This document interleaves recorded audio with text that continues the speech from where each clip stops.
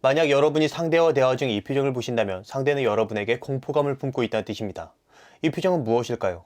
제가 알려드리겠습니다. 안녕하세요, 노신 몸짱입니다.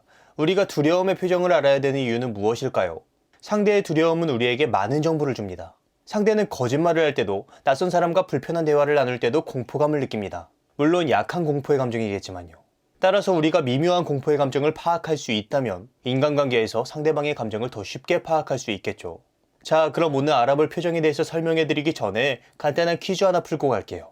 이 사진들 중에서 두려움을 느끼고 있는 표정은 무엇일까요? 모두 골라주세요. 다 고르셨나요?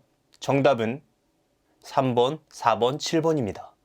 아마 많은 분들이 정답을 맞히셨을 거예요. 특히 3번과 7번을 많이 선택하셨을 겁니다. 그런데 4번을 선택하신 분들은 생각보다 적으실 거예요. 이제부터 그 이유를 설명해 드리도록 하겠습니다. 먼저 퀴즈로 보여드린 공포의 감정은 매크로 표정이라고 해서 크게 나타난 공포의 감정이에요.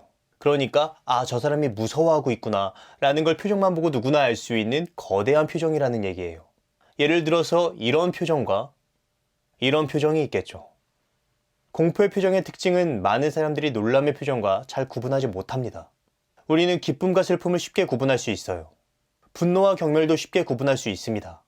그런데 놀람과 두려움은 구분하기가 어렵습니다. 실제로 폴 에크만의 연구에 따르면 많은 사람들이 놀람과 두려움을 잘 구분하지 못한다고 해요. 그 이유는 태생적으로 놀람과 두려움의 감정이 밀접하게 연결된 채 진화했을 가능성이 높다고 추측해 볼 수 있겠죠. 그럼 실제로 표정이 어떻게 나타났다 사라지는지 영상으로 살펴볼까요? 굉장히 빠르게 놀람과 두려움이 함께 나타났다 사라지는 것을 볼 수 있습니다. 여러 번 말했지만 이렇게 빠르게 나타났다 사라지는 표정을 미세 표정이라고 합니다. 자, 지금까지 보여드린 표정은 얼굴 전체에서 공포의 표정이 나타났죠. 그런데 공포의 감정이 얼굴에서 부분적으로 작게 나타난다면, 예를 들어서 염려나 불안 혹은 걱정되는 느낌, 이렇게 두려움에서 파생된 작은 감정들이 나타날 수도 있을 거예요. 마치 슬픔의 작은 감정이 우울감인 것처럼 말이죠. 그럴 때는 어떻게 표정으로 나타날까요? 자, 이 표정은 어떤 감정이 나타난 표정 같나요? 우리는 이 사진을 보고 무엇을 알 수 있을까요? 이마를 보면 불안의 감정이 드러나는 것을 알 수 있어요. 그리고 손에 바람을 부는 바디랭귀지를 통해서 손이 차가워졌음을 알 수 있죠. 아마 많은 분들이 눈치채셨을 거예요. 네, 송중기 씨 입대 사진이죠. 바로 훈련장 앞에서 찍은 따끈따끈한 사진입니다. 이렇게 우리는 작은 두려움, 그러니까 불안이나 염려를 느낄 때면 이마에서 변화가 나타나요. 정확히 말해서는 눈썹이 위로 올라가고 가운데로 모이면서 나타나는 이마의 변화인 거죠. 그래서 아까 말씀드린 4번의 표정이 조금 맞추기 어려웠을 수도 있다고 말씀드린 겁니다. 왜? 이마가 보이지 않으니까요.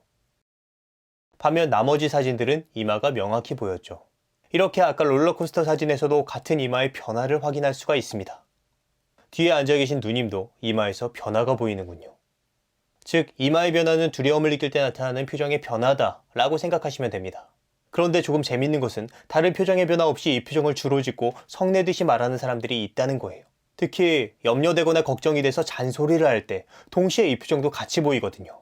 제가 존경하는 백종원 선생님에게서 이 표정이 확실히 나타납니다. 이 표정을 짓고 다그친다면 화낸다는 의미보다 염려하고 우려한다는 의미로 보시면 되겠습니다. 그리고 두 번째 변화는 눈에서의 변화입니다. 정확히는 마음의 창틀인 눈꺼풀이죠. 우리가 두려움을 느낄 때면 아래쪽 눈꺼풀은 긴장하면서 위쪽 눈꺼풀은 크게 들리는 모습이 돼요. 자, 다시 아까 보여드린 잭스 펠로우의 경우 눈꺼풀에서 이러한 변화가 명확하게 보였죠. 그래서 4번이 두려움을 느낀 표정이라고 말씀드린 겁니다. 조금 어려웠죠.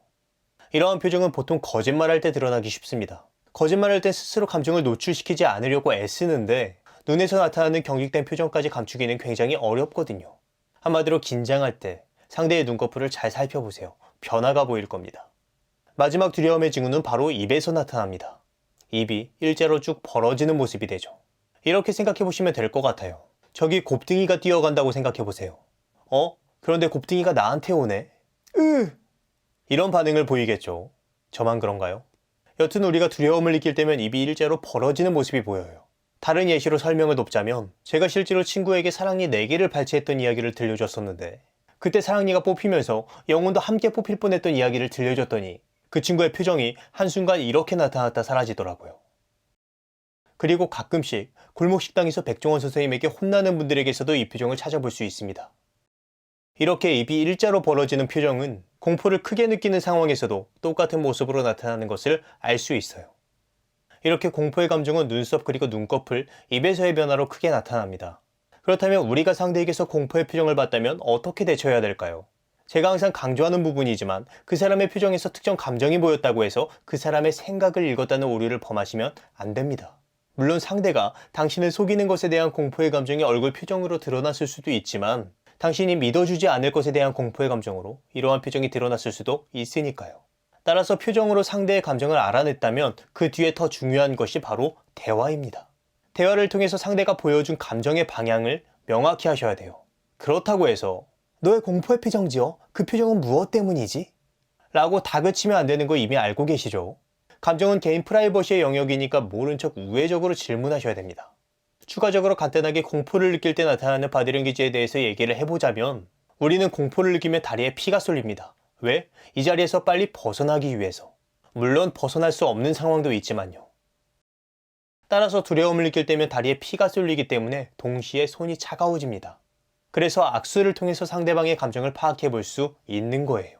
물론 두려움이 아니라 수족냉증 때문에 손이 차가워질 수도 있는 거니까 이러한 테크닉을 너무 맹신하지는 말아주세요. 그리고 두려움을 느낄 때 보이는 또 다른 바디랭귀지로 자신을 숨기기 위한 정지 반응이 나타날 수 있어요. 자신을 드러내지 않기 위한 의도가 깔려있는 동작이라고 볼 수 있습니다. 따라서 이런 식으로 거북목 형태를 취하는 바디랭귀지가 나타날 수도 있는 거예요. 마피아에서 이러한 포즈를 짓고 있는 사람이 있다면 네, 믿고 죽이셔도 됩니다. 자, 오늘은 두려움을 느낄 때 나타나는 비언어적인 신호에 대해서 알아봤습니다. 만약 비언어적인 바디랭귀지와 표정이 헷갈리시다면 영상을 여러 번 돌려보세요. 그리고 하나씩 사람들의 표정과 몸짓에서 두려움의 신호를 찾아보세요. 실천해야만 실력이 냅니다.